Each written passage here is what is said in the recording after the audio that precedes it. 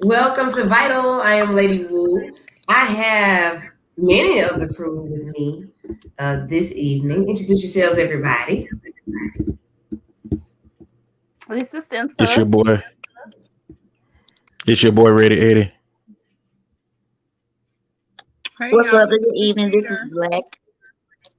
Oh, we running all over each other. Yeah, we need to it's, get an order song. it's all good. I was thinking you all would just go like straight down the screen, but it's okay. Yeah, that's what I Welcome to was. the show. Welcome to the show, everybody that's tuned in. Big show for you tonight, third Sunday. Always a great time to be a part of the Vital Crew. We are going to jump straight into our top topic for today. So much to talk about. Remember, on Sundays, the third Sunday is DMR Dating, Mating, and Relating. But before we get to that, I do want to brief you guys about the debate that happened on Friday night. WATV, V949 WATV partnered with our media partners, WVTM Channel 13, for a mayoral debate. Top four candidates came in, and it was a very informative session. I asked questions, Chris Coleman asked questions, and so did Guy Rawlings from Channel 13. So some of the things that I wanted to do is just kind of bring you guys up to speed on what was going on as far as somebody's making some extra noise. I'm going to mute my crew members. I'm not sure what that is. Okay, but yeah, a lot of noise was made from our candidates, and I say noise just in reference to the noise that we just heard. But former Mayor William Bell, current Mayor Randall Woodfin, Commissioner LaShonda Scales, and he's always referred to as Birmingham businessman, Chris Woods, made up the top four candidates. And I want to tell you guys some of the questions, or all of the questions that we asked and what they were about. We talked about COVID incentives, the police department and its lack of officers. We are 76 officers down. Children being shot and gun violence in the city. Reparations was a topic. Also, we discussed the census, and the stadium came up. Also, protesting in the city, Birmingham businesses due to COVID, the police chief, and there were some personal questions asked as well. So I know a couple of you watched it. I just want to jump in and get your honest opinions on what you witnessed.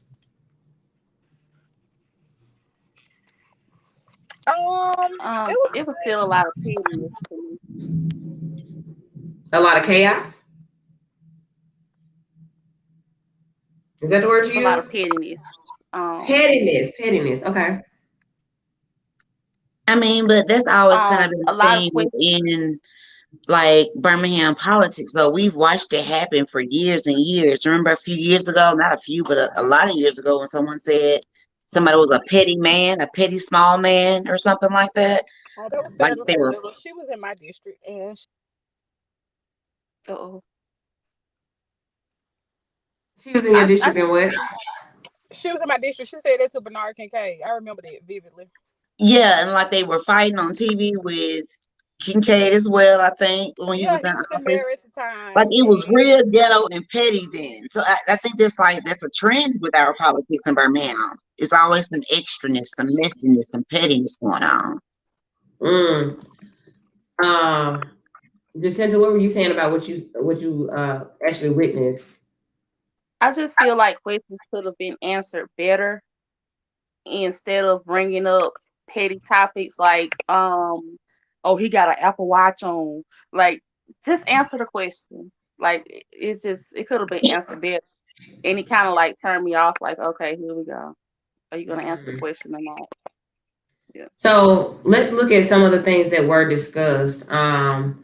When I was bringing up the topics, and I'll just go randomly because you all do have an opinion on all of the things that are going on, especially if you live in the city. Reparations came up, and I'm going to share the question with you so we can chat about it. Let me find the question about reparations. That was really an interesting question because I wasn't expecting that to come up.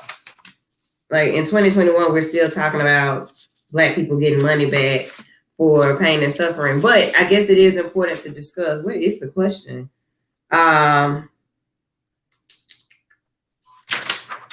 Maybe I won't start on that one because I know it was. Oh, here it is. So Denver is leading a national effort to establish programs that will provide reparations to African American citizens.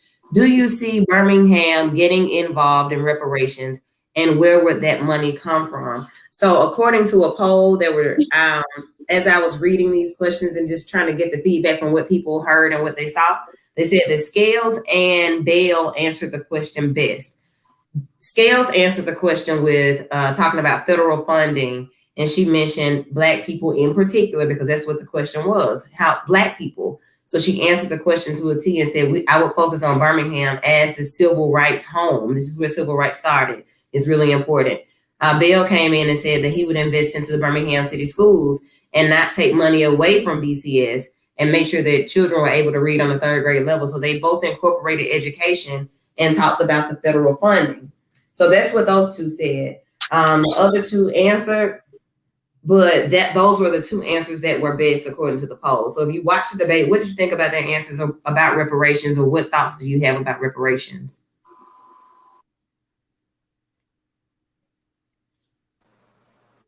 Nobody has any thoughts? Go ahead, Rosa.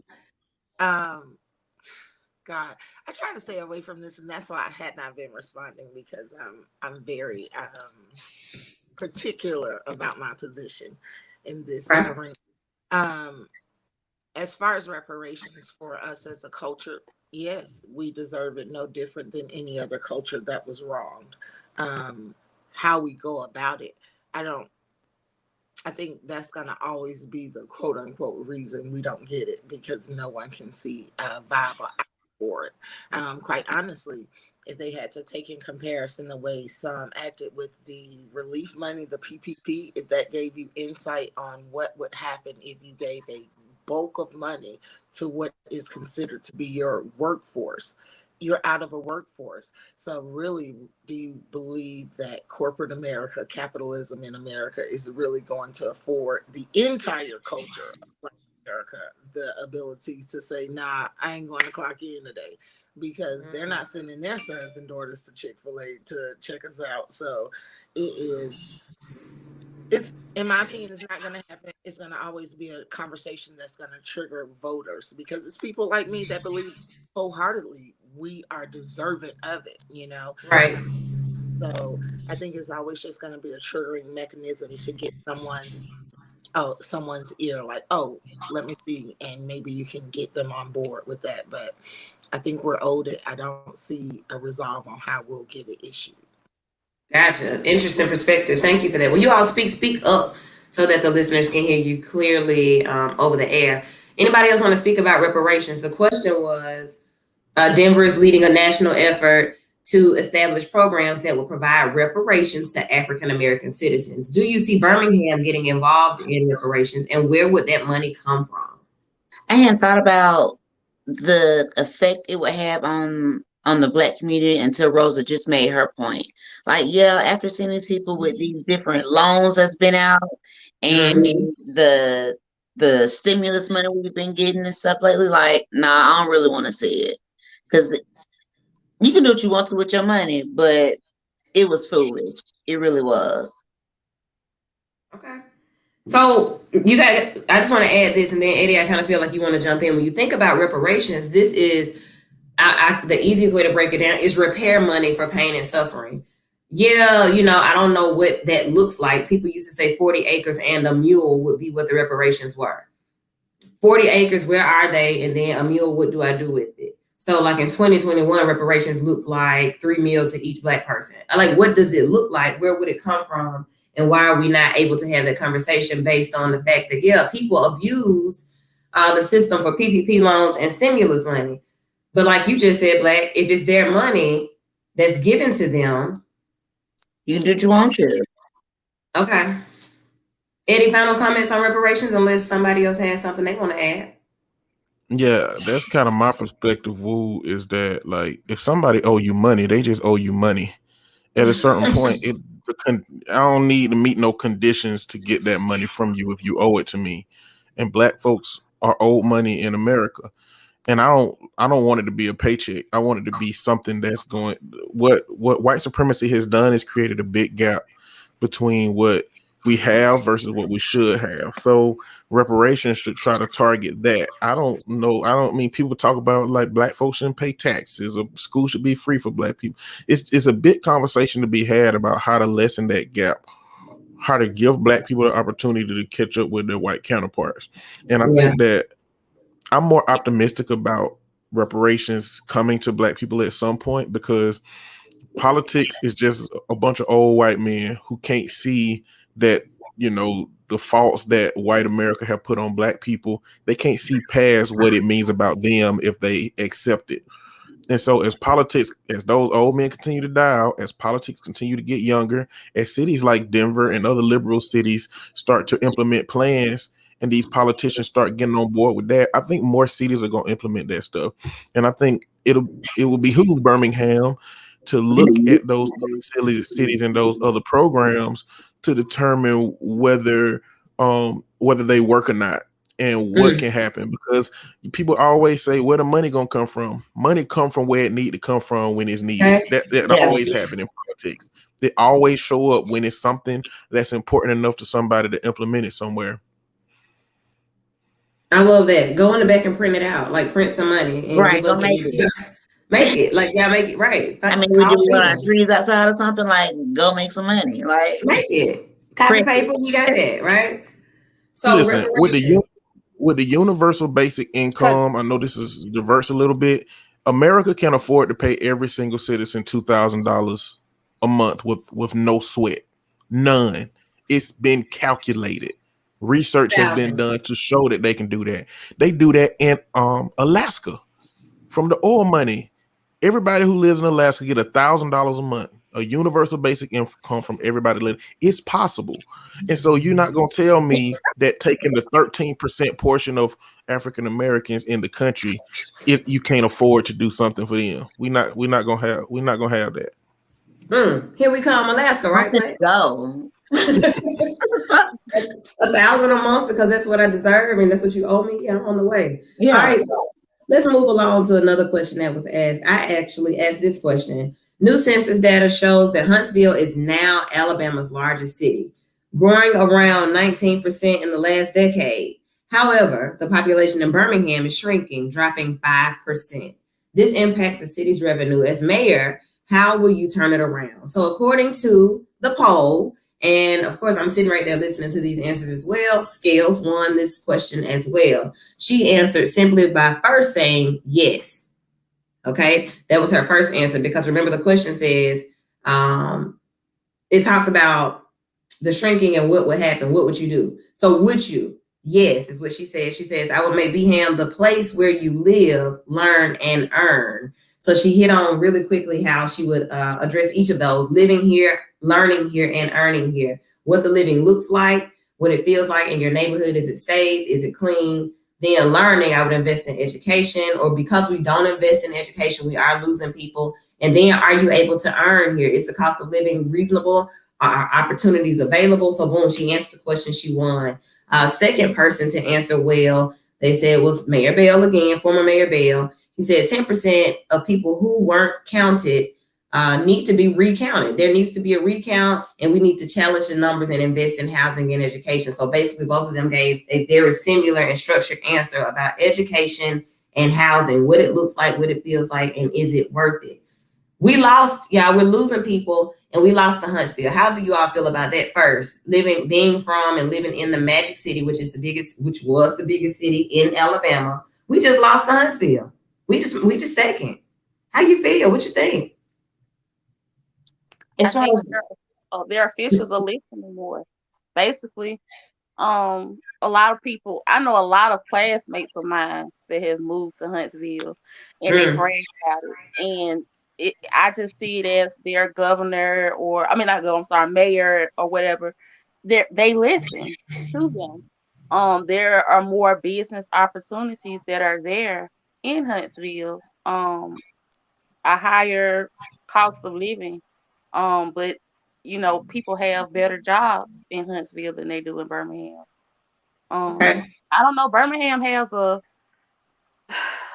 set in its way type of vibe to me. And it's like for Huntsville, the younger generation can come and and do better things. And I don't know. Who else? Rosa, you're unmuted. Black, you're unmuted. Which one of you wants to speak? I'll go. As far as Birmingham being the Magic City, we all know, like, it's a joke, but in all honesty, ain't nothing been real magical about the Magic City in a long time. Like, just Birmingham. You got violence. You have it actually is a higher cost of living, but to live here and to be paid what we're paid here, and where the cost to live somewhere nice and to have nice stuff going for yourself, and just it's not worth it to live here. The roads are bad, violence is awful, jobs aren't being offered, businesses are not moving here. It's kind of disappointing, honestly. But I love Birmingham. Don't get me wrong. I'm from Birmingham. I love Birmingham, but as far as opportunity, I would move if I could just up and relocate right now. I would move to actually another state, probably. Okay, I was gonna say, would you move to Huntsville? So you take to a whole nother state. Rosa, what were you gonna say about it? I think it's two-folded. I don't think it's just city-wise, because I think if I'm correct, Huntsville gets a lot of funding from different programs from state to federal, right? Birmingham is kind of in a box where I think our officials were so focused and driven on the stadium, things like that, that I think some things got washed away. I do think it's some things in place maybe the community aren't aware of, like, urban redevelopment zones, opportunity zones, what those look like, the Woodlawn initiatives, the Rough the Mountain initiative. I think you just have to kind of be involved as an investor, what you're interested in the city. And I think we need more traction in those areas to make the officials aware, saying, hey, we feel like we're losing support, we're losing interest from locals. Because I personally don't live in Birmingham, but I do work in Birmingham and I do invest a lot in Birmingham. I have a relative that's in Huntsville. Oddly enough, I was supposed to be there today to see Huntsville. But we missed that opportunity. But I'm going this week because she lives there. She's excited about it. She's looking to buy a house there. So I don't know.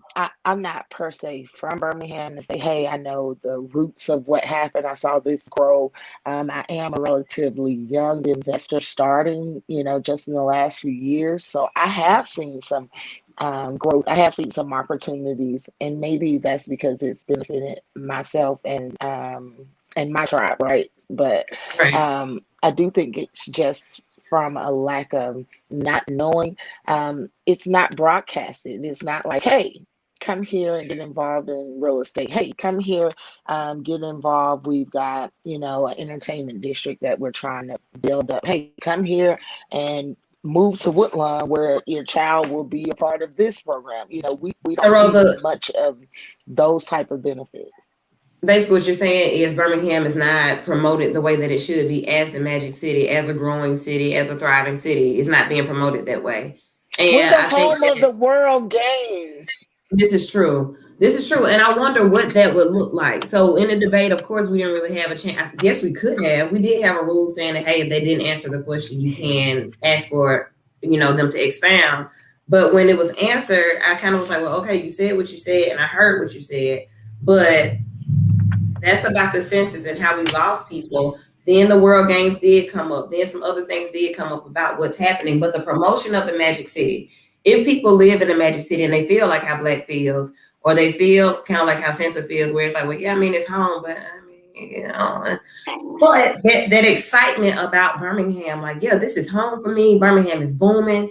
I could say that if I had the opportunities that I feel like my Caucasian counterparts have, or if I had the opportunity to see out of another scope what Birmingham looks like to the world, I could then point out, hey, it's more than civil rights here. You can meet Rosa, who's an entrepreneur. You can meet Black, who's an artist. You can meet Eddie, who's a therapist. You can meet Senta, who's a comedian. You can meet Jeter, who sells homes. These people are great people. They're vital people in Birmingham. Come here, meet these people. But the people that I just named don't even have the same, they don't have that excitement about the city because they don't feel supported in the city. Right. that And may even be with where the work, issue lies. What'd you say, Sam? even with work, it's so many people that travel for work to Huntsville from Mm. Birmingham. You gotta look at it.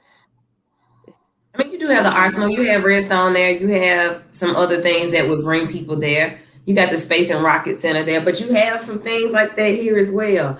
Anybody else want to speak on this? Raise your hand. Let me see. Go ahead.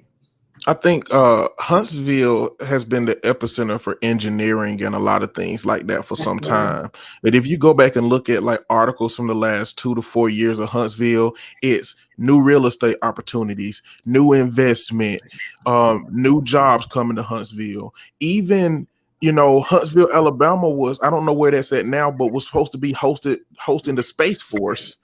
It was in the selection for that, so a lot of people turn their eyes toward Huntsville with the possibility of a big job opportunity like that coming, so if you really want to ask yourself, why is Huntsville growing and Birmingham may not be perceived as growing, is what are the news articles when you look back to the last 2 to 4 years of Birmingham talking about? It's shootings left and right and all of these different things that don't represent growth. And if you really want to get to the core foundation of how you're going to make Birmingham grow like that, you got to look at what you're going to do about real estate to make it boom. What are you going to do to bring jobs into this place? What are you going to build that everybody can get on board with? Because everybody ain't been on board with the stadium. Like, a leader going to have to have a vision and allow that vision to be something that the people can get in with instead of doing it against the people, because that's what's going to create the discord that where nobody going to support you, and the place you in is going to maintain is stagnant. Okay. Eddie, I'm going to tell you that we appreciate that comment. Rose, we're going to take a quick break. You are listening to Vital on B94.9 WATV on the Sunday after the debate, hosted by or presented by WVTM 13 and WATV. This is the Emmy Award-winning Vital Show. We're going to take a quick break, and we'll be right back, picking up on talking about the questions that were asked and the answers that were given. Stay tuned.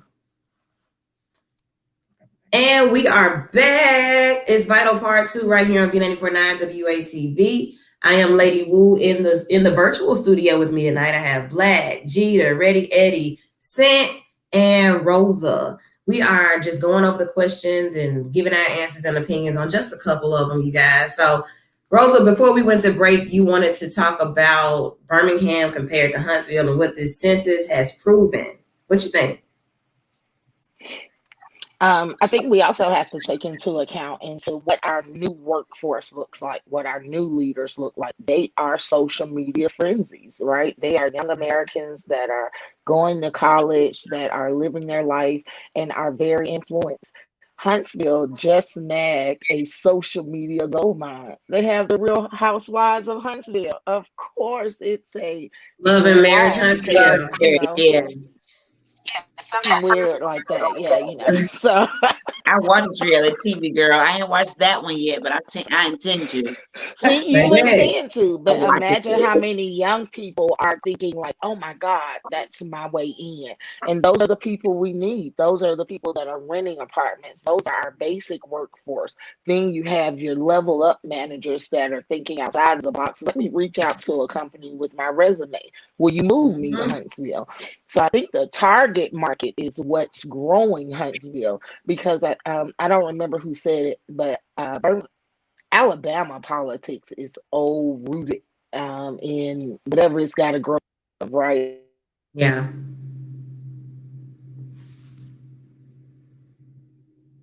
She was in the middle of speaking. Okay, guys. So look, great point that she was making as she was talking. And it sends me to this particular question that I wrote and asked as well. Each of the mayoral candidates represents a different generation of citizens that make up the Magic City of Birmingham. Although you are directly connected to your base, how do you plan to include all generations, all genders, and all races in the growth and future of the Magic City? So that was my question to each candidate. Let me see what everyone said about that one. I had 3 pages of things because I wanted to make sure that we were well covered and well answered. They said that Woodfin won that answer, but that Scales' rebuttal to his answer equally won. So you heard the question. I talked about inclusion and diversity and bringing people in. And Woodfin went straight to the diversity of City Hall. He said that City Hall now represents all of the people living in this city. That's what he said. He's hired people that represent Birmingham.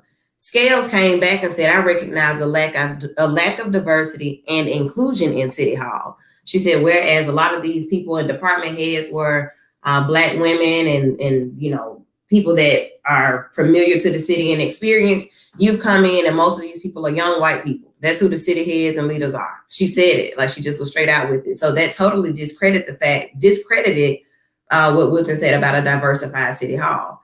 But what diversity means is that it's different. It is different. It's a mix of people.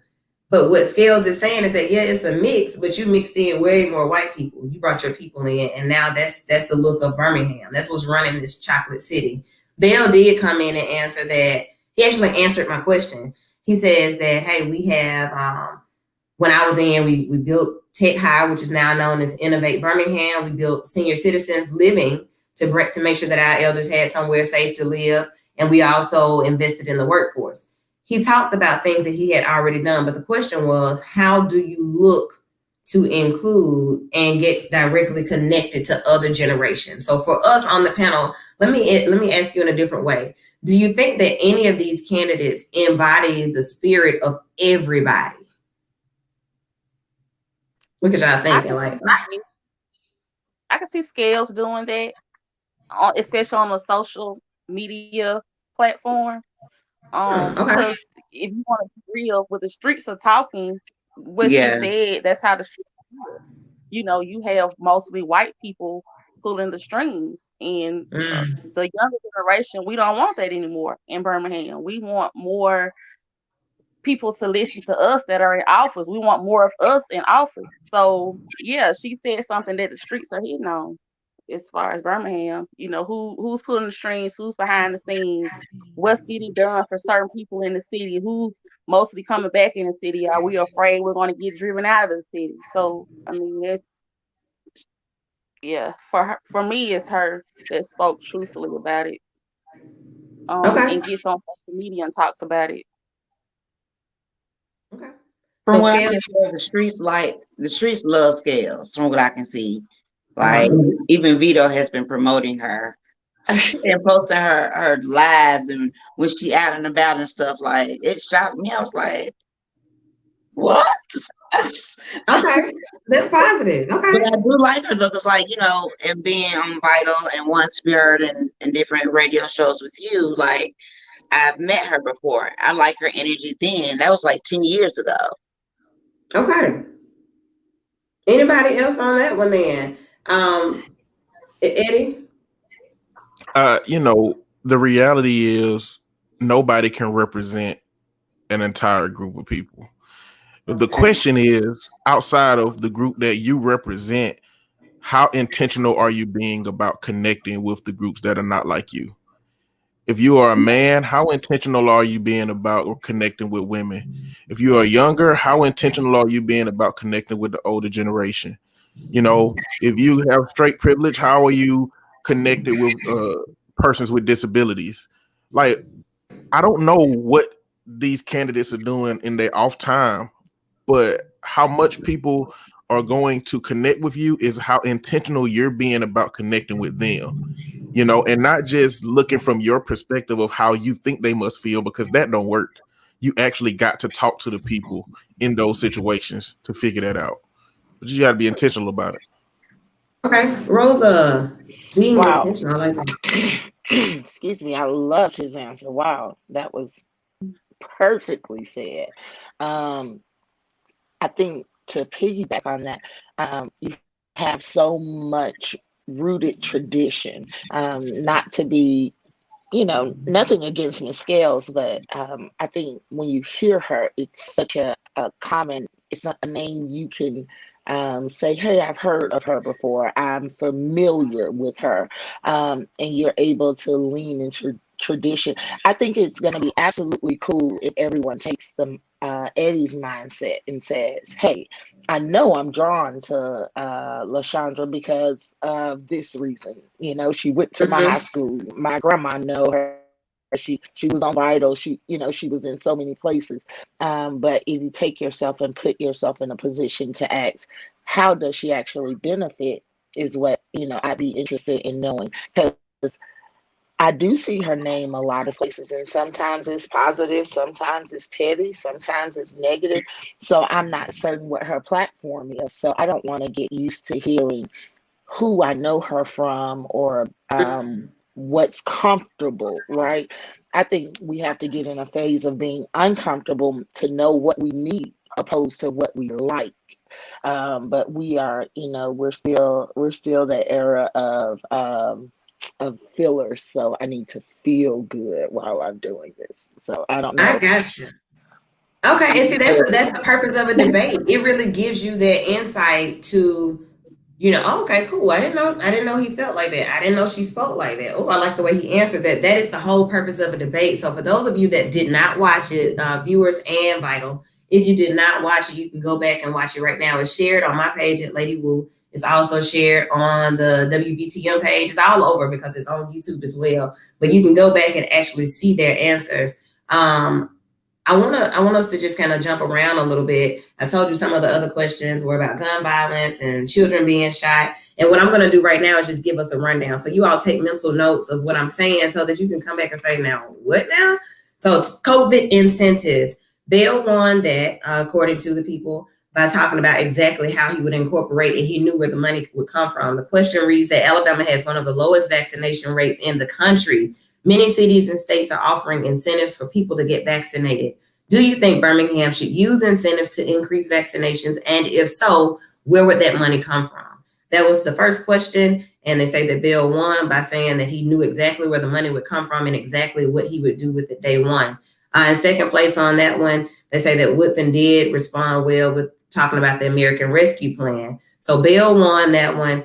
They said that Woods did not even answer where the money would come from because he probably doesn't know.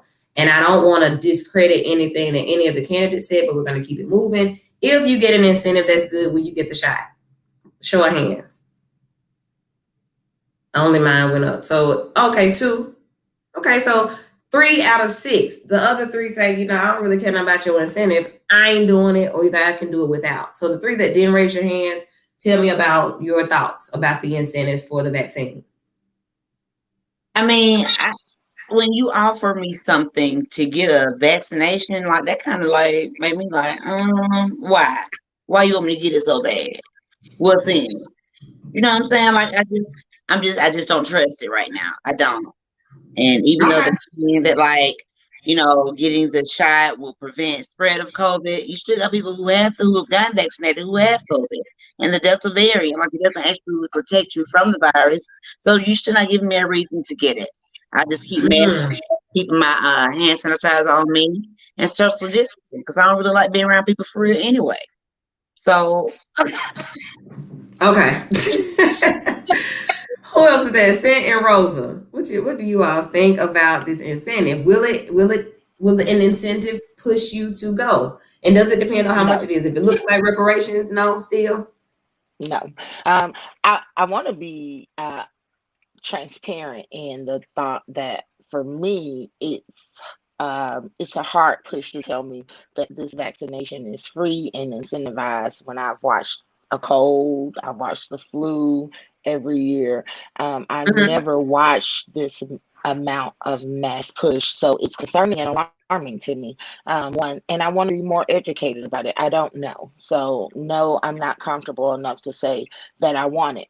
What's alarming to me is I do see where all of this assistance that we're going to need to correct this pandemic, the impacts of it economically, I do see how they would be able to tie the vaccination in, because how can you need help if you're not helping yourself and we offered it for free, right? So I do see where that could happen. And I don't know, I guess if I was put in a dire need, if you told me, hey, I can't shop for water unless I got vaccinated, I don't know, but I do feel like that's alarming to me, because as someone that is choosing for myself, I feel like, man, a lot of my opportunities and rights feel like they are being segued to the vaccination. And if I don't adhere to it, I feel like I'm being punished, or I'm being restricted on the way I can live. Gotcha. Okay. Sent. You saying the incentive probably won't, it won't inspire me. You can't buy me. And even with, I work in the healthcare field, but you can't, I don't care, because I see firsthand, like it was mentioned before, there are people have gotten the vaccine and they're still getting COVID Okay. more than once. So, no, I don't want it per se. And like mentioned before, if there's such a push, like what's the ulterior motives behind it, where you want to offer an incentive? Like, let it be my choice to get it or not, and leave it at that. Don't punish me. Don't put me in a certain type of area where I'm the bad person because I don't get it. Okay, but I haven't gotten it. Even before that, I've never had COVID. I don't want to say never, but so far I have not gotten COVID, so I'm fine. I'm good. I wash my hands, I sanitize, I PPE, all of that, so I'm good right now. Okay, Eddie, take us home on this one. I just see the core of that, the foundation of that question is wrong, because the problem is the education about COVID. You want me to read the question again? No. What I'm saying is the For the incentives. People. Oh, Let me yeah. read it again. Alabama has one of the lowest vaccination rates in the country. Many cities and states are offering incentives for people to get vaccinated.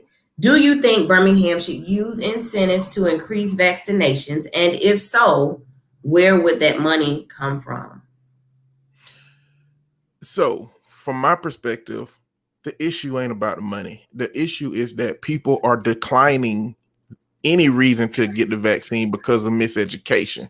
Okay. So education got to come along. Again, the vaccine is not a COVID control measure. It was a death control measure. From day one, if you saw the science and didn't listen to the CDC, then you knew that this was to keep people from dying and keep hospitals from being filled up, because what was happening in the hospitals is that it was so filled with COVID that people who were having heart attacks and ruptured kidneys and all these other issues were dying because they couldn't get a hospital bed because people were in the hospital bed with COVID. So from day one, it was always communicated that this was to keep people from getting severe symptoms and dying. That's it. It wasn't supposed to stop you from getting COVID. You still can get it. You still can transmit it. That's what made the CDC a problem, because they said that if you've been vaccinated, you can go out and have a ball. If you've been vaccinated, you can go out and do whatever you want to do. Right. And so the miseducation that the CDC and the NIH have been putting out there has become a big problem in people's perception of this thing. So the issue ain't whether you can pay somebody. Like, if somebody believe this thing that they put in their arm gonna kill them, it ain't no amount of money you can give them that's gonna make them go, make it go in their arm. There's been an all-around problematic marketing campaign on it. So when you say a marketing campaign, and Rose, I'm coming directly to you after this, you think about the fact that it's a pandemic and we have not seen this pandemic before. It's new. It was a novel virus, and that we're following the science as the science develops. So yeah, there are going to be some things where, okay, we're working these kinks out. We got this going. We did this. That didn't work, but we're going to try this because we want to make sure we save as many of you as we can. That's following the science. But then somebody says, well, hey, I don't want them to mess up on me, and I'm the one that dies because of something that happened.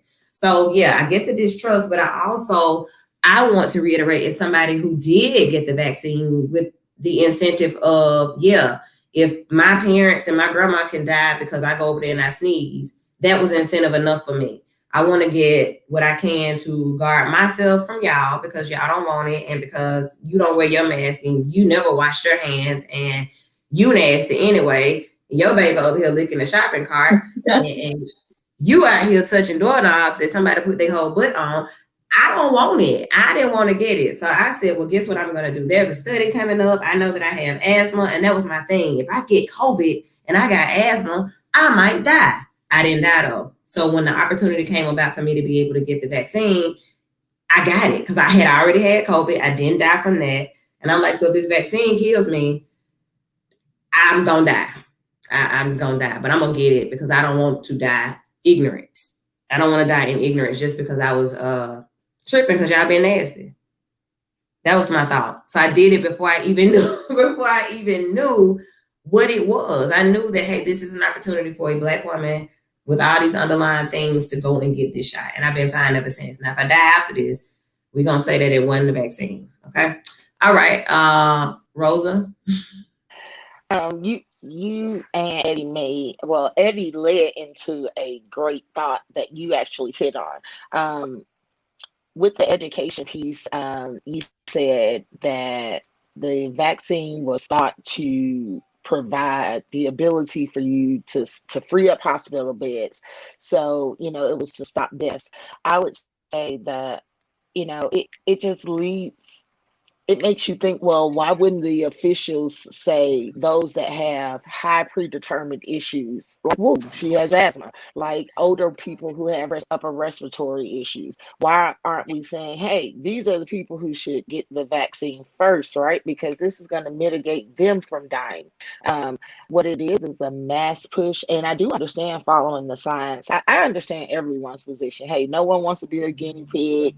No one wants to be learned on, but no one understands that being a doctor really is just a practitioner where you're allowed to continue to practice the study of law or medicine. But we're not getting into terms and what they mean. But that really is it. The education piece is truly missing. The trust piece is truly missing, and when you have, I think it goes into the responsibility of influence, right? The CDC influences millions. Like Eddie said, you let out that statement, hey, once you're vaccinated, live your best life, and influencers, depending on their position. And I think that's the big push. Hey, that's why it's so big to get certain people to say, hey, I'm vaccinated or I'm unvaccinated, pick a side. But I do think that we are owed responsibilities from all these entities to be educated. And right now, with the race against time, I don't see where the education is first. I do see where it happens, and maybe after a trial and run, hit and run, yeah, this is happening. But I do think as a people, we have a right to education. We have a right to fairly ask you, how will this impact me? And you should be able to answer it. And it shouldn't be, well, no, we're going to learn as we go. Be blessed, honey. Be blessed. Jeter and then Eddie, and Jeter, Eddie, then Black. Then we're moving on to the next question. You guys, go ahead, Jeter. I kind of understand what Rosa is saying, but I feel like the education is lacking because no one truly knows. I kind of feel like if the CDC or what is the WHO organization or whomever these entities are, if they were just more upfront and vocal in the beginning about truly saying, we really don't know. But we want to try this. I think that it would have been received a little bit better by the public because it is something new and nobody knows. That's just the honest answer. But they tried to come up with all of this other stuff to make it sound right, and that's where the distrust comes in. Gotcha. Okay, Eddie. So notice about the CDC. The CDC is not an independent agency. It's a government agency. When Trump got in office, he put somebody ahead of the CDC that was manipulating data. I don't know if y'all remember, but when the CDC came out with the standards for school, Trump didn't like them, and they came out with softer standards the next day. The CDC is beholden to politics, and they've been shifting how they communicate with this because they are in the middle of the Democrats and the Republicans who can't get along with anything. So you don't follow the CDC. Go find some science, go find some articles, go find some information to find out what exactly this vaccine is, what exactly this vaccine does. And, for what Rosa said, they did roll it out like that.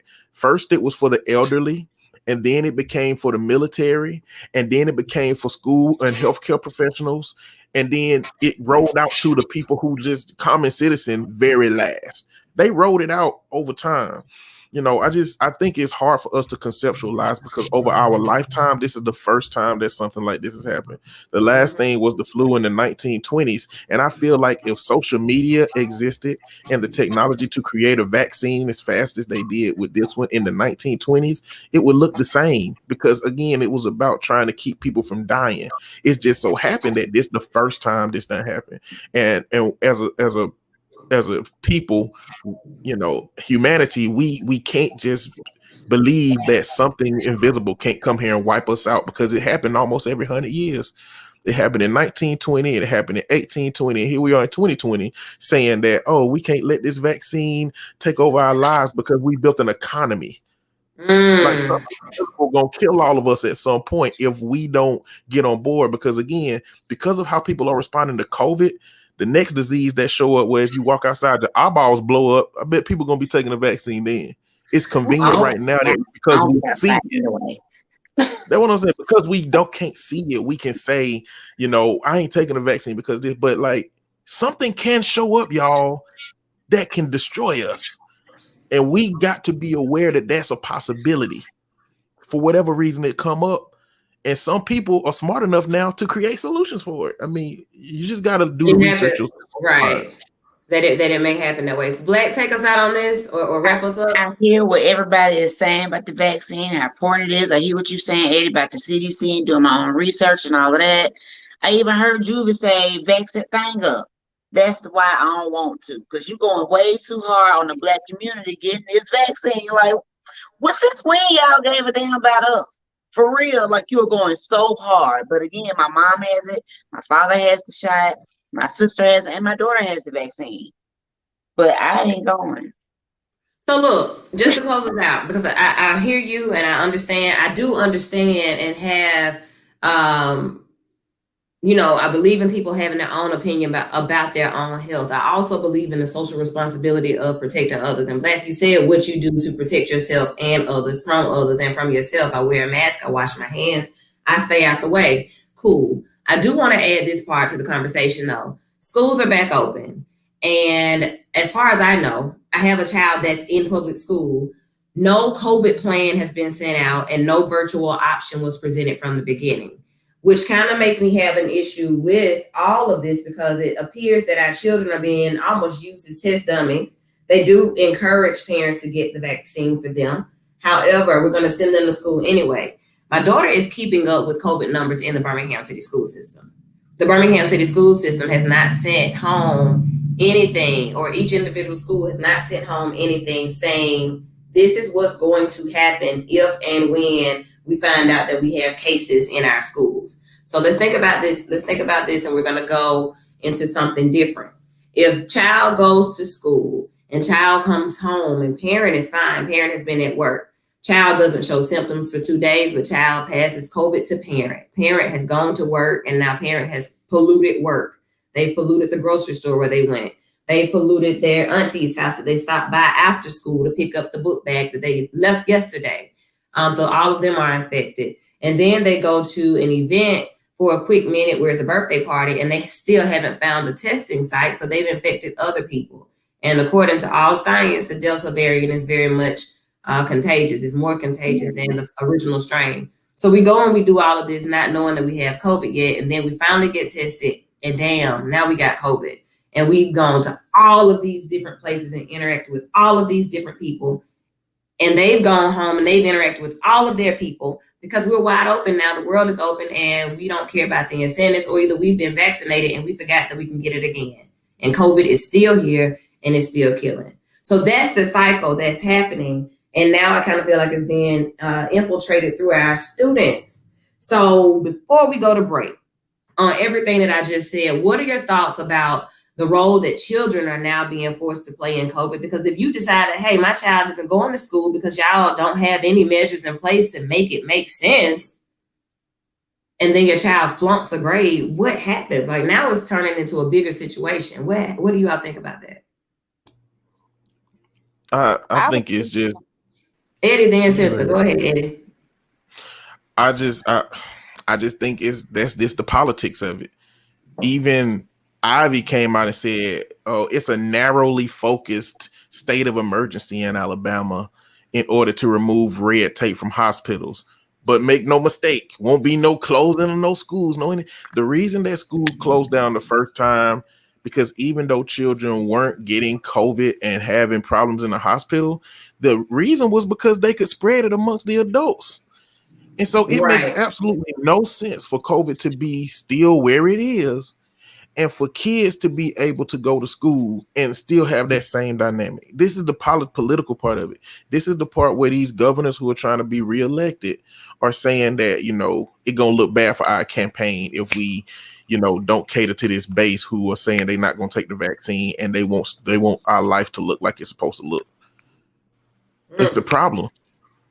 It's definitely a problem, and the points that you're making about the government and it being political, when a disease is politicized and it speaks to the incentives, which is what this question was about, that is where the issue lies, that it becomes political. But we have to think about what politics does. Politics is what keeps us in order, it keeps us structured, it gives us some type of order. So yeah, the politics is going to be involved in everything from mass shootings to COVID.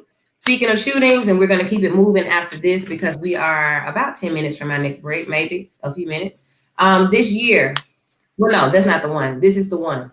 In 2020, this was about to turn you up. We saw a new age of racial reckoning and unrest following the death of George Floyd. Last year, we saw hundreds in downtown Birmingham protest police brutality and Confederate monuments. Some people damaged property, even stealing from businesses. How would you handle protests of that nature should it happen again? This question was asked, and they say that, who got this one? Let me look closely. Bell actually won this one by answering, Birmingham is a civil rights city, and we have the right to protest. We have not gotten real answers about that night, but I do believe that when people understand what's happening in their city and around them, basically they will respond in that way. They will respond in a better way, but we definitely have the right to protest. Scales came in and says that we will not tolerate the defacing of monuments. And on that one, they said that Scales is the one that actually lost. Like that particular question, like that's not what we were looking for from her. We will not tolerate defacing of monuments, even if it's a Confederate monument. So that's what that got. And then they said that Whiffen did not really answer the question nor defend what happened in lieu of what we saw. So what are your thoughts on that? Yeah, when Well, Scale said that, I was like, oh, really?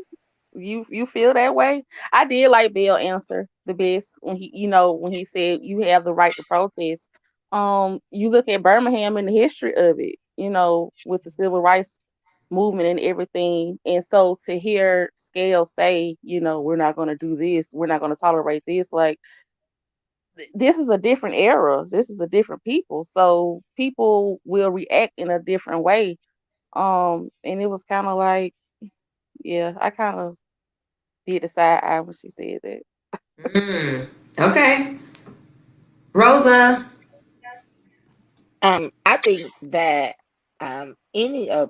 any answer that leads to a stern, non-tolerant thought immediately shuts off those that are interested in protest, because I immediately know you're uninterested to know why I'm here. Your problem is that I'm here. But I'm here because the system that you put in place doesn't seem to be working, so I need you to hear me differently. When it comes to protesting, I do think leadership has to take a different approach. I do think it has to be more empathy, because every situation is not deserving of sympathy, and most people don't want it. But you should be able to empathize with where a certain group of people are coming from, and as long as, of course, it's not demoralizing or something um, character stricken, like the KKK walking. Listen, babe, y'all have a great day. But if I'm protesting for civil rights, if I'm protesting because another police officer just killed an unarmed black man, woman, child, person of color, you have to hear that out. You have to empathize with the city. What's happening more times than few is that the city's response is violence. I'm gonna meet you with my core line of violence, and listen, if you cross this line, I've got a line of police officers that's state troopers, everyone that could be here, opposed to opening up a forum or seeing what can be done, right? I think we're so in the need of chiefs and Indians till when our leadership sees a protest, they take it as an attack of authority. Oh, you don't respect who and what I am. That's not what's happening right now. We as a people or a group of person are feeling unheard, unappreciated. So we would like to bring it to the leadership's footsteps. So it's got to start being some empathy, and it has to start being some a desire of understanding in order to get move forward. And so I don't think either one of them answered it because William Bell just sounds like he wants to get elected. Oh, we're the place of civil rights. Yes, yes, yes. 16th Street He Civil wanted so Rights bad. Museum. That means nothing. It's no different than that ridiculous sign that's painted on the ground in front of Railroad Park. Black Lives Matter. It doesn't make any type of impact. It's a bandwagon kind of thing. I think if leadership is serious about addressing protesters and how it can become a successful event, because you can't stop it. It is my constitutional right to speak in an open forum about what's going on. You cannot stop me from gathering in public. You can't do that. But if you want Okay, to do it better, listen, empathize, understand me. gotcha. Eddie, I think Eddie was what's our next. Yeah, I was gonna piggyback off a little piece of what Rosa said, which was like nobody really answered the question. I think a question like this, you really got to draw out what an actual plan is for that, because otherwise, I mean, somebody saying, what does this the civil right place, and everybody should be able to protest. What does it translate to when a line is drawn? What do you do? And the person that may sound good and have the best answer, may do something different when that line is drawn. And the person who has a more hardline view might not even react as harshly as that other person would when they under pressure. So the question is, like, what is your plan and what do you plan on doing from that point? And I think Wilson could have spoke better on it because he was in the middle of the situation. He just, talked about what Bell said. Well, you didn't do this and you didn't do that. Like you could have spoke more on it since you were actually in office when that happened. But But he didn't. did he do a good job of handling it when he was Mm, inside of the actual No, situation? So I think no. that would have been a hard question for him to analyze and give an answer for when he didn't really do what he should have done in the midst of. Right. I agree with that because it's hard for me to answer you on what Eddie just said because at that time Woodfin would have been required to give the plan. So what did you do, Mayor Woodfin, right? And he had not executed anything. Mayor Woodfin was woken up out of his sleep at home, boo. But Mayor Woodfin was not concerned with what was happening in the city. Right. So Mayor Woodfin could not have answered that question. The only thing he could have done was attempt to defend. And I think that's beautiful. I think Eddie said it perfectly. Show us what you plan to execute when this happens, because it's not if it happens.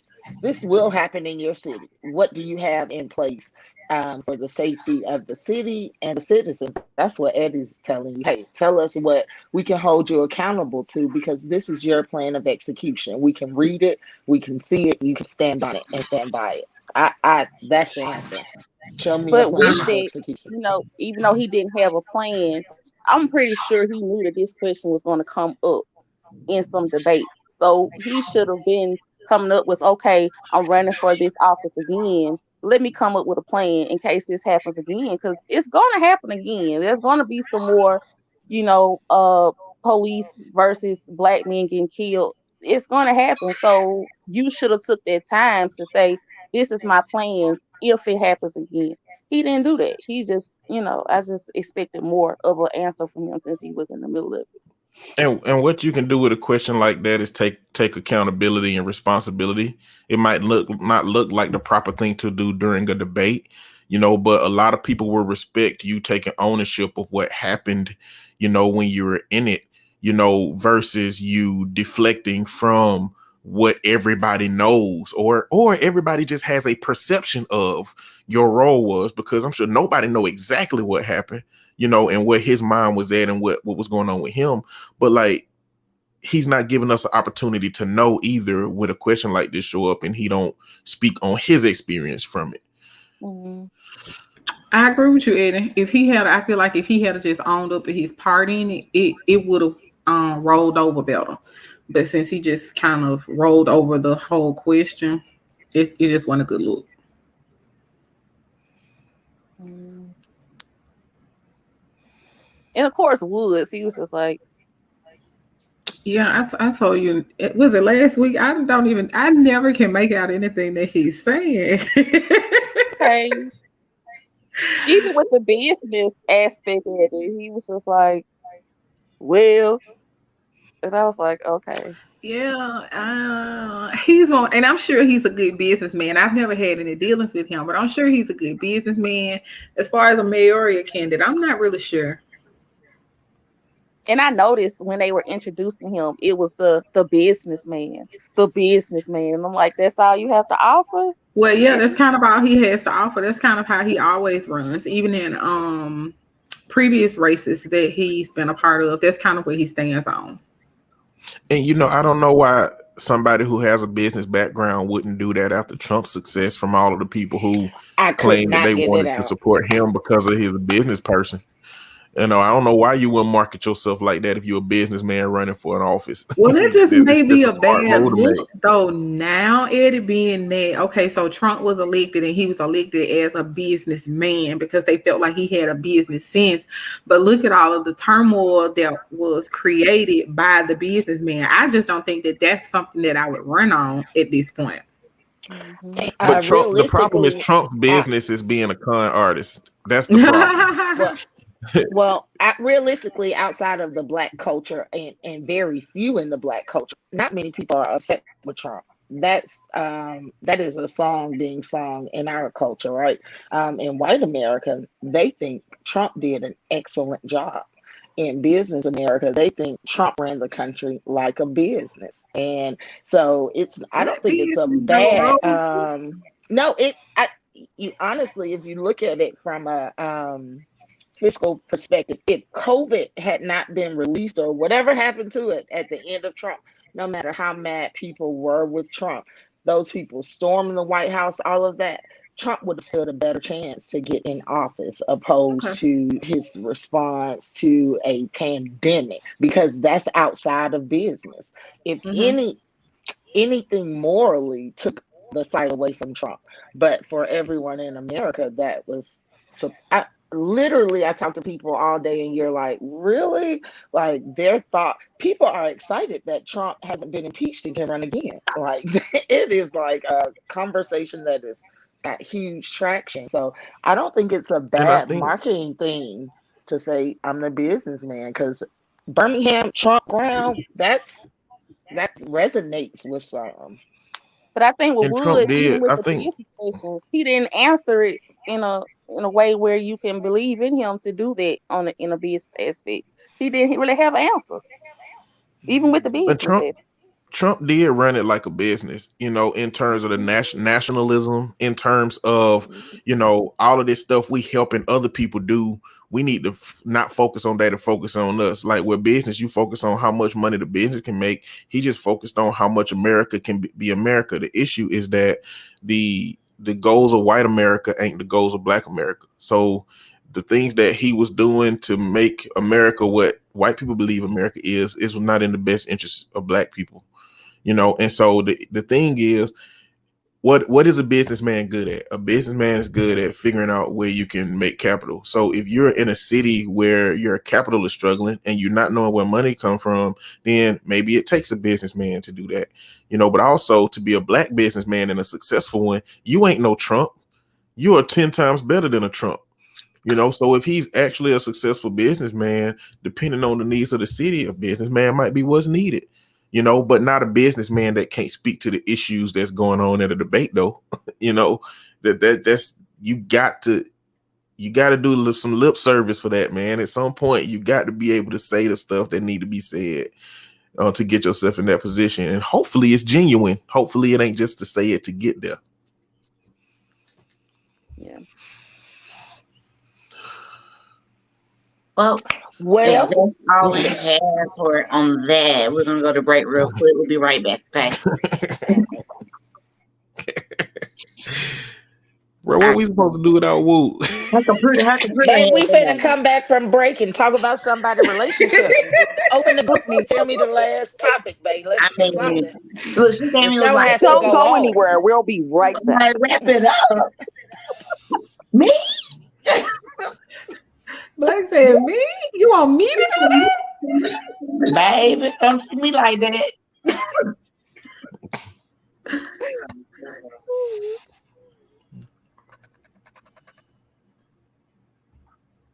Now, Woo, what internet service is this, Woo? Because I know mine is bad, but this be what area? You gotta be Maybe special. I was about to say, is this the Xfinity? I don't know. No, she was good for an hour. They must be doing construction outside. They must have took her internet down for a little bit. At the station. The station was having some issues. I don't know if that's what she experienced. I know they were struck by lightning or something. Really? Because Black at the station and she's still on, right?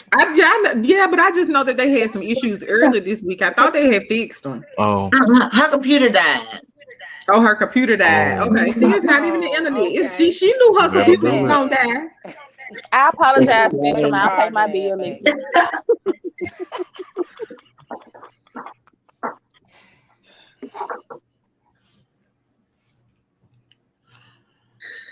Need the elevator music.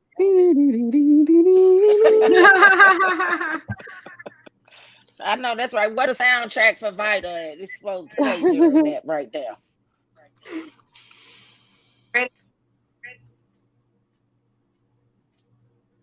Say something else, Woo. It's I hear feedback. Let me see. You might be straight now. Yeah, I don't hear feedback on my side. Did you want to switch rooms? Yeah. Okay. Just close mine out of my phone. Oh, you don't have to close it. I just go in the room I was. All right. Or yeah, because I can get everything.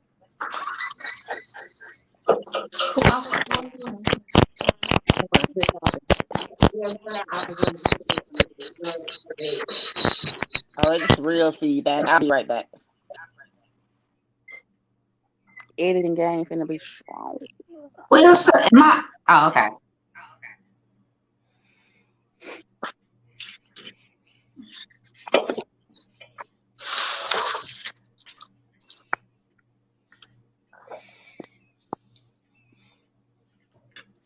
Yeah, I want some French fries so bad. God.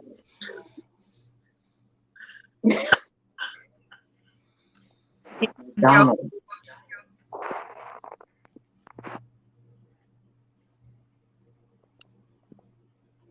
Can y'all hear? Okay. Yeah. Keep going.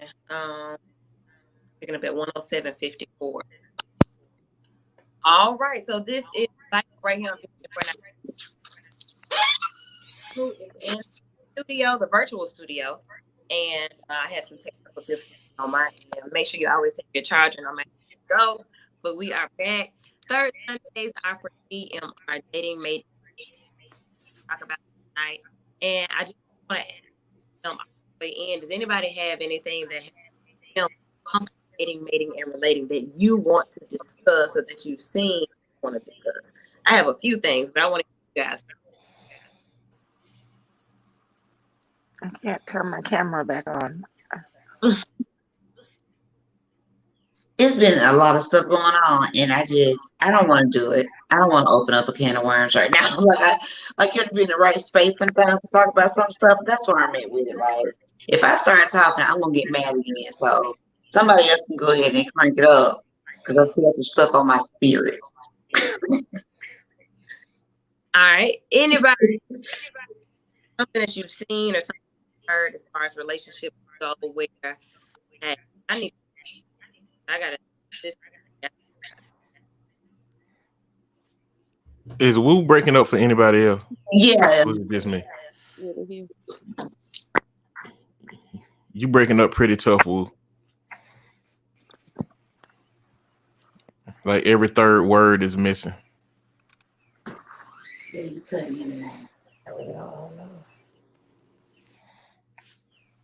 Child Spectrum did not appreciate that joke. Look, they done the, shot us all down. The computer to edit on is right here. Let me see. Like you're echoing. And then you're cutting in and out, like you said. Now I don't hear the echo though. Let's try this one. Can y'all hear me now? Mhm. Yeah. That's better.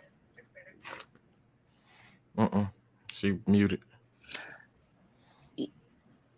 Yeah, because I think the feedback coming from the virtual studio now.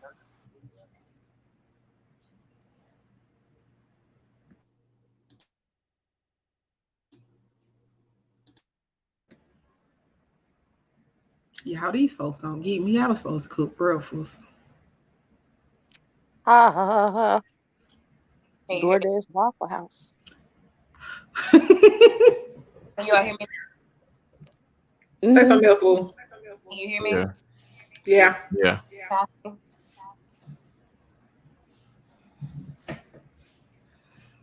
Is it choppy? I don't think so. Echo. No, it don't seem like it. No. Let's try to push through. I don't know, but I'm gonna try to do just some interjectory talking just so that we can go ahead and get this part recorded. I really don't know what else I can do because I don't have a charger or anything with me for my computer. So DMR are over at 111.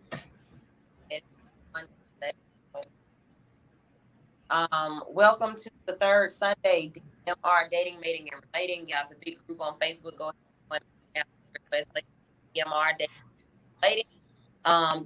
From all indications, there is not any one person in the world who has not experienced DMR in some kind of way.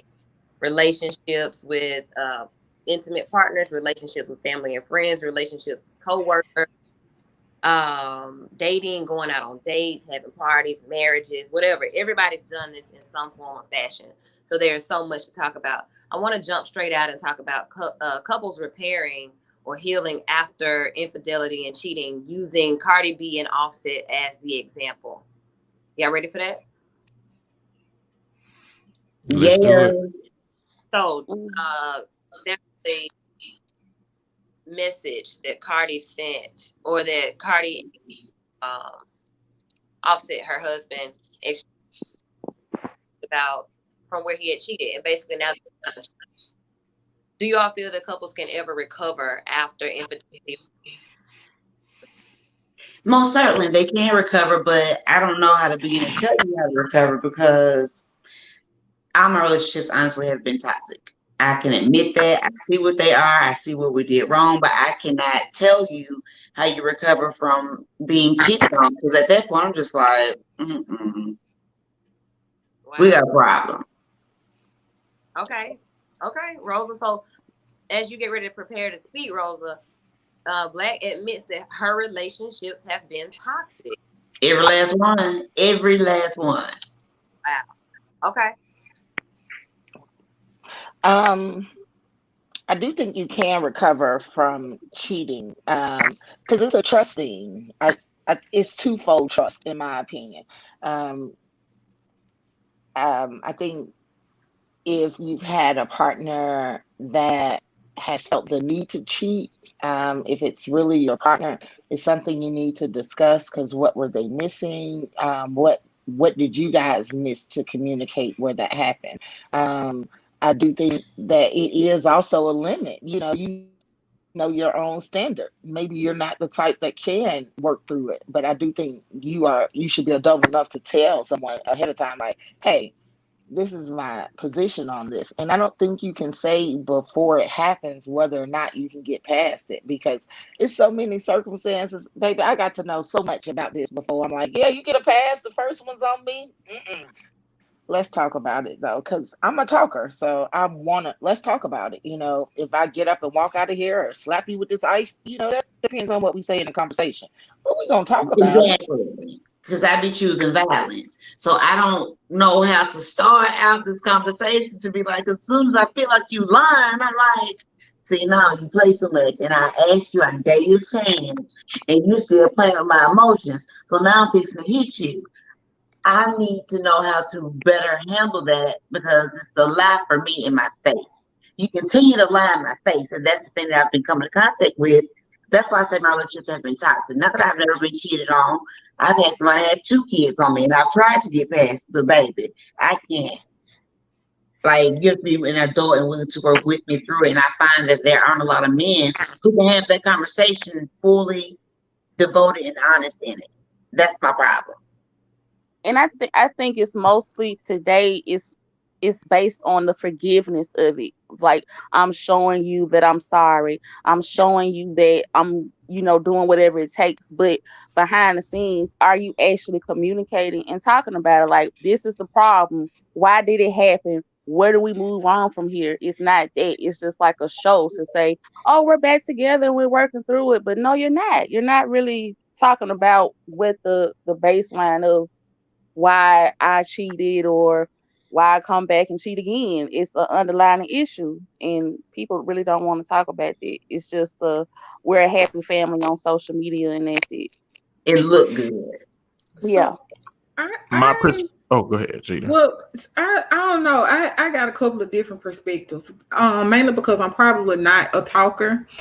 So I may ask you why, and we may come up with a couple of different things. I'm not gonna forgive you, but I'm gonna forgive you enough to where you think I forgive you, so I can cheat on you. Because I want you to know how it feels, and then I leave you. But I'm definitely gonna cheat on you. I'm gonna cheat back. I'm gonna get my lead back. And I think that I kind of live in the world of you just accept people for face value. Once you show me who you are one time, we don't have to do it again. I already know who you are. So no, I ain't gonna forgive you. No, but I'm gonna get my lead back. Believe that. Yes, I am. I am. I think it's possible to recover. I don't think that the relationship will ever be the same, though. I don't think it'll ever be the same. But I think one question you have to ask yourself in this situation is cheating a deal breaker for you? Like, is cheating a deal breaker for y'all? Like, if they gave you the right answer, would you continue in that relationship? What's the right answer?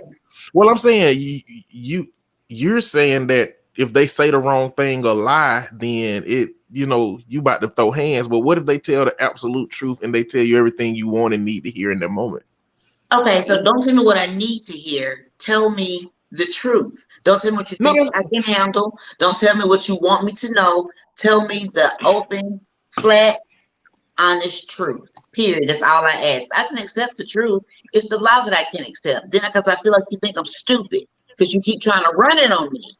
So just tell me the truth. I can discuss anything. We can work it out however we need to, but you need to be able to have the conversation with me. Because like I said, if you say the wrong thing, i.e. a lie.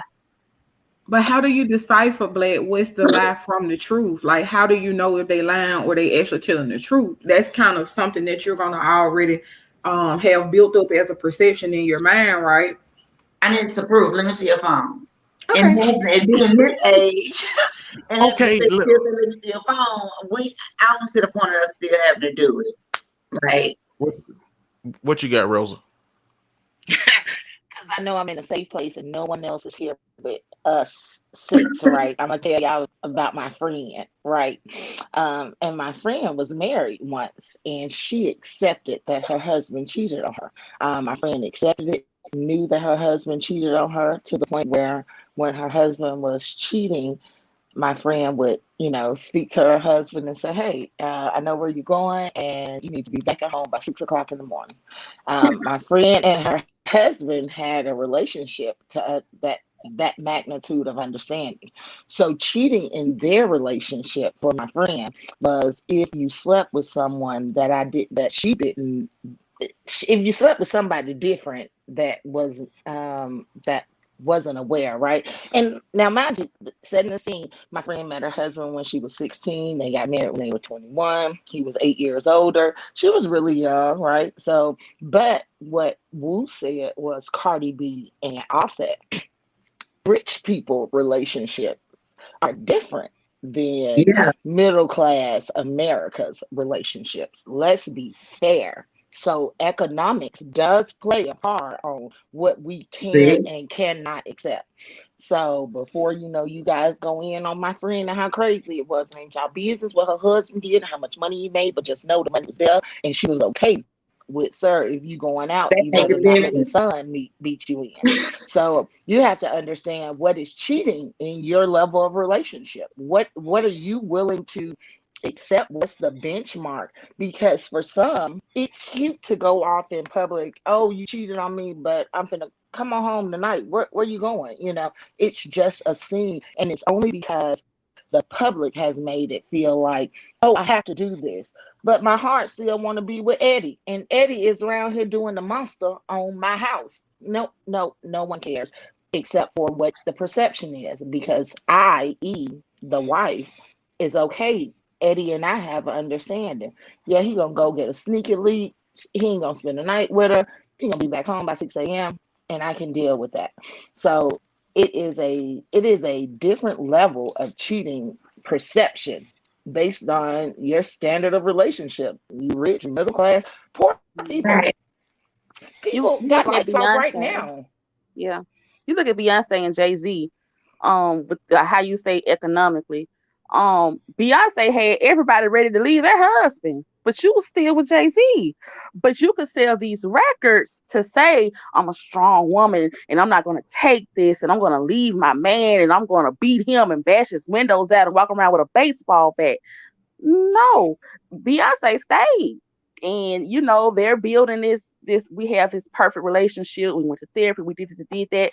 And now you have these women out here that are not economically where they are, that's single and like, okay, I gotta start all over again. So what that mean for me?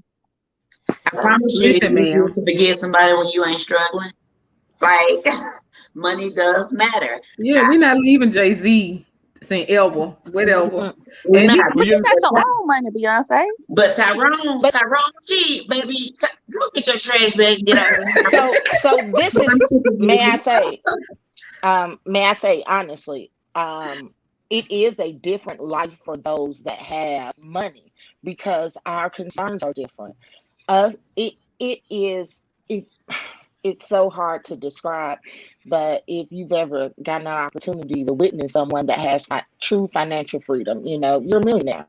They live different. They think different. They're not as Hmm. emotional as the person that's concerned with whether or not me and Ray gonna pay this $220 power bill. And yes, I can pay the 220 power bill by myself, but Lord, that's two whole 20 out of my income opposed to 110, right? Those people that are rich aren't having those emotional connections to money, right? So the emotional connection that's all that stands there. My desire to be with you. So it's so many things that you can do to kill that desire. In middle class America, regular relationships, finances and emotion go hand in hand. I may not tell you that you hurt my feelings today because rent due tomorrow, and that's being $1.50. We've seen it. I may not tell you that I'm not satisfied with what you're doing because I don't want you to leave upset because I know I need help in a week. It's just unfortunate. Yes, money matters. Baby, please give me $1 million, sir. I don't know any of you. Let me go to Greece and find me one. Yes, God. And I'm emotionally attached to a couple of you. But no, money matters. It's a different relationship. It's a different world. It's a different life, and it's not a healthy thought, in my opinion, to say, "Hey, this is the standard of the world." That's not true.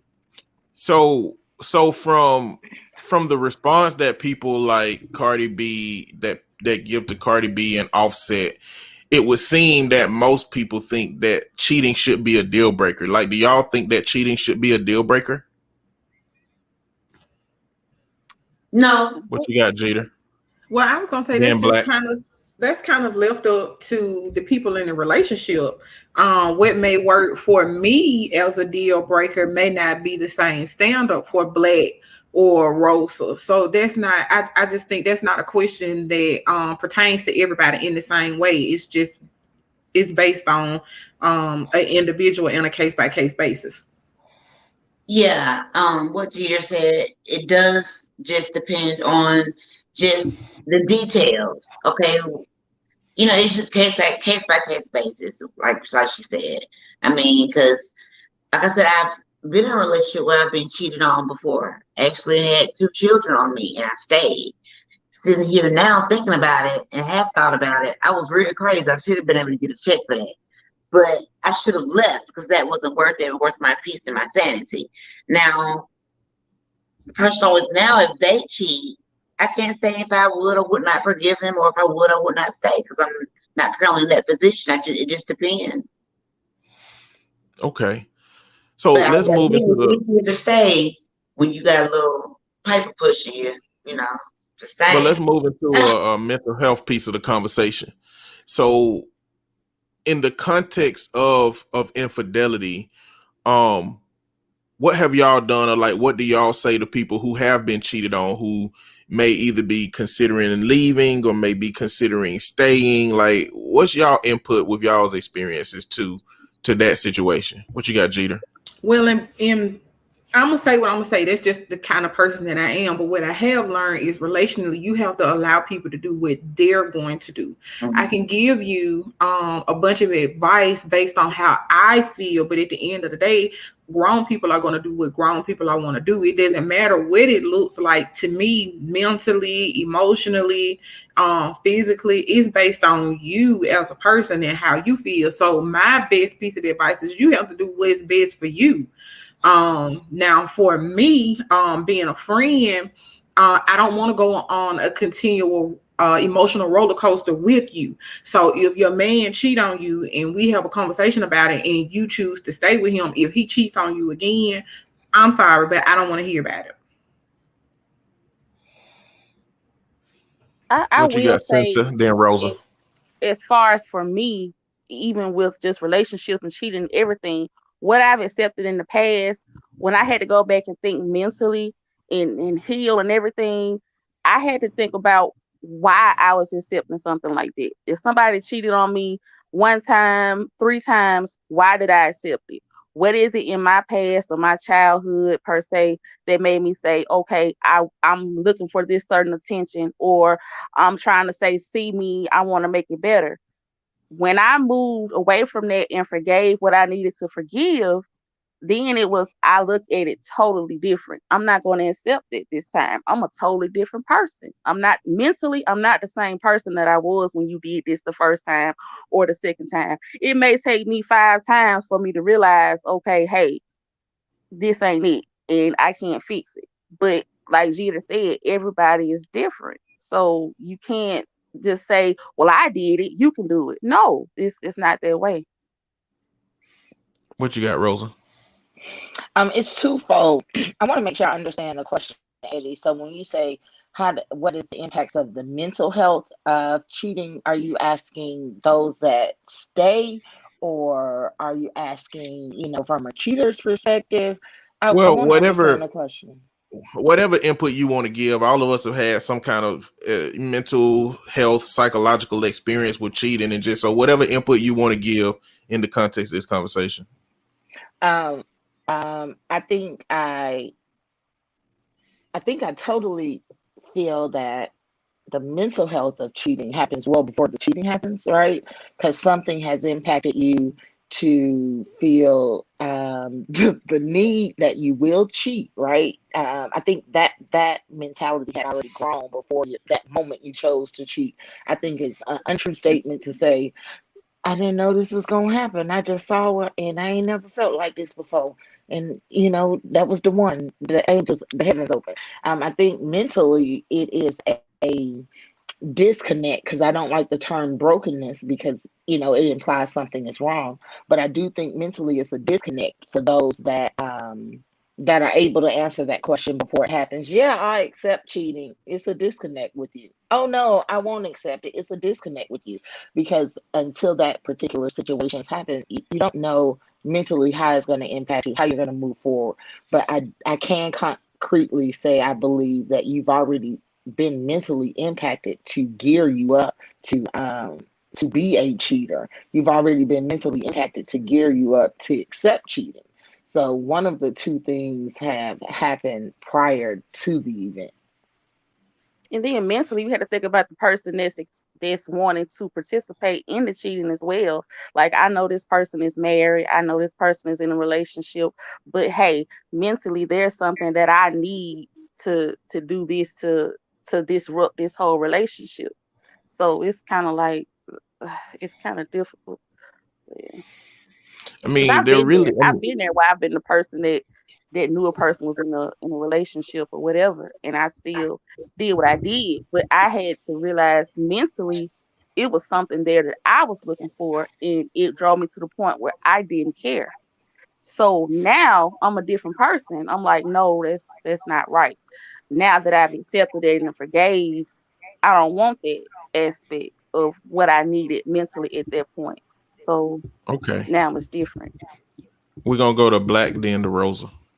I mean, as far as like you said about telling a friend what they should do, what advice I have, I never. This is one my number one rule. I can never tell a person to leave their relationship. I will never ever get myself involved in the middle of that, because again, you're not in their relationship. You're not in their household. So I would advise against telling anybody to leave their mate for any reason, even cheating or whatever. Because when a person is tired, they'll leave when they're ready. I Mm-hmm. mean, that's just how it goes. But as far as being mentally conditioned to it, I believe that we do carry around baggage and different trauma from past relationships because we don't handle those situations well. We've been taught that the way to get over one is to get under another one, and that's very toxic. That is very unhealthy mentally. You're just carrying around other people's energy. So we need to figure that out before we move on to somebody else. And from piggybacking a little bit off of what Rosa was saying, like there's a whole culture of infidelity. Like Right. amongst the wealthy, there's this idea that an athlete or the prize winning male is gonna cheat. And amongst a lot of men, without even being prize winning, they want to do what their daddies used to do. Have a family on the other side of the town type situation. And a lot of women are conditioned through trauma to be more promiscuous than not. Like I think a lot of this stuff is conditioning. What you got, Rosa? Oh, I had a question about the question that was just posed to us.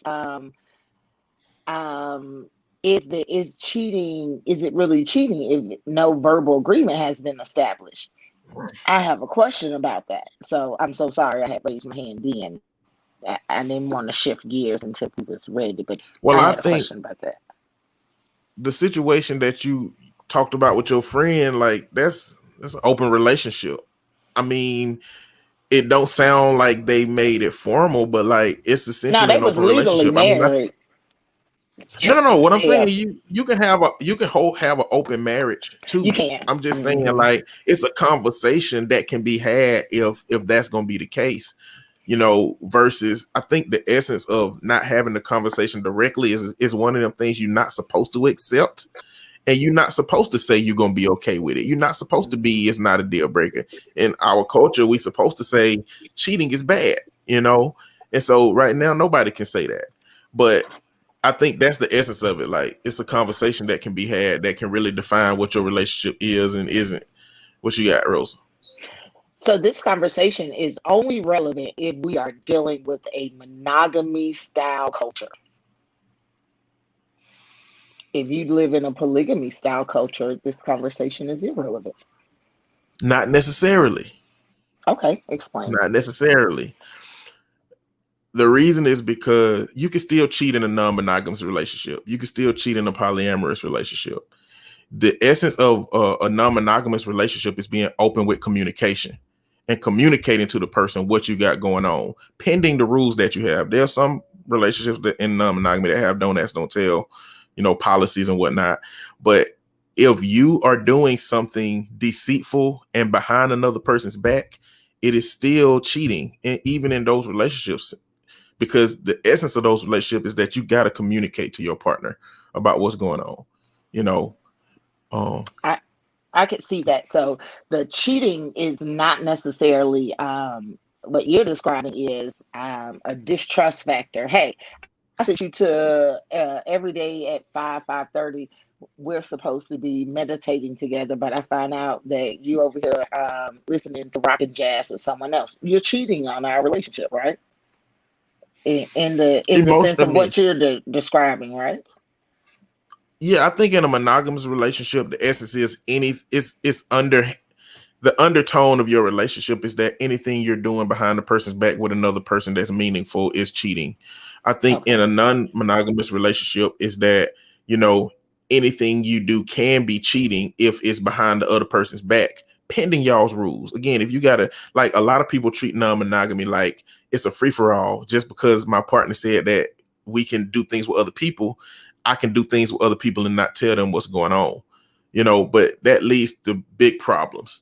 And a lot of people jump into those kind of relationships and say, I can do whatever I want to do. And that's not necessarily the case. So yes, cheating is contextual in those cases, but in non-monogamy, it's more about based on the rules that you establish for your relationship versus in non-monogamy, the rules are already established. I mean, in monogamy, the rules are already established. What you got, I just Cynthia? want to all the aspects that we talked about, and we were asked about something that's coming up a lot: social media, what we do on social media, how we interact with people on social media. That's coming up a lot on my timeline, to where if someone likes your comments or likes your post too many times or comments on your post too many times, is that a form of cheating? Are you dealing with that person on the side? For me right now, that's a big problem for me moving on in a relationship, because this certain person always likes your posts. This person always comment, what's going on? It doesn't necessarily have to mean there's cheating, or I know a lot of people do that. A lot of people are using social media, Facebook, Instagram as a cheating format, but like the mental aspect of it, can you trust to say that's not going on? Can we just be cordial and be friends and joke around on Facebook without it being an issue of cheating coming up? Well, I think that the person who makes those kind of comments also gonna look at your friends of the opposite sex and say they smiling at you a little bit too hard. I think that, like, the issue lies within the people who make those kind of assertions and have those kind of issues. Because if social media stopped existing or they got off of social media, their insecurities don't go away now. They just transfer to somewhere else where they can communicate them in a different way. Right. Do y'all think there's a part of social media that contributes to, does social media contribute more to cheating? Yeah, Or do y'all think? most certainly does. Okay. Rosa then Jeter. Um, I think I think people are not what they post to be, right? So I think that social media contributes to a view of a life, not just in relationships, but a view of a lifestyle that some people really aren't living, right? So I think that's the contribution social media has to relationships. I think I used to think, and this was a thought just about a month ago when I talked to Woo. I used to think, hey, social media has no bearing on relationships. But as I continued to watch it, I realized some people have met and married from social media. Some people's polyamorous relationship has started and flourished from social media. So I think it's just one of those evolving things that's happened in our lives, and this trend is here to stay. I don't think the question is it impactful? Of course it is. I think the question is, how do we curb the impact in your actual life? Because social media is just that, this virtual life that doesn't really hold its weight in the post because it doesn't have to be real. No one knows, what's happening outside of that post. So I think the question is, how do you protect your relationship from social media? Because you're gonna meet somebody you ain't seen in 20 years. Yeah, they're gonna go through there and like everything that you had. Girl, I ain't seen you in 20 years. Look at you looking like that over there. Yeah, I like the post. So I don't think that's a gauge of insecurities or anything. I do think it starts impacts in the relationship, and I'd be interested in knowing, what do you think we can put in place to avoid that? Because you can't get rid of social media. It's like a leg of life now. What you got, Jeter? I think grown people need to stop blaming social media for their infidelities. Social media is an outlet. It's no different from I don't know, something old like a chat line or something. You know how people used to call a chat line years ago? It's no different from something of that nature. People need to be accountable and hold themselves responsible for the choices that they decide to make. Social media is a platform. It's not a place to meet people. If you choose to use it that way, then of course it can have an impact on your relationship, your life, or anything else that you choose to allow it to have an impact on. But I don't think that is the first step to cheating. That's just something that's on the inside of the person. Okay.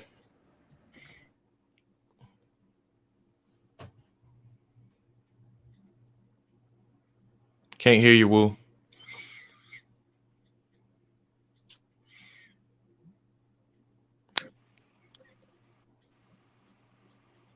Eddie, read the Can't hear you, Woo. messages. She sent some Okay. messages. Eddie, read the Yeah, I messages. mean, she said she was going to attempt to do it, but anyway, Jeter, with the wrap up, social media is going to continue to be a variable. I think the essence of this conversation, as it pertains to Cardi being Offset and cheating in our society, as Jeter and Black pointed to, is just something that you gonna have to figure out on your own, with your own life experience, and make your decision for yourself in the best that you can.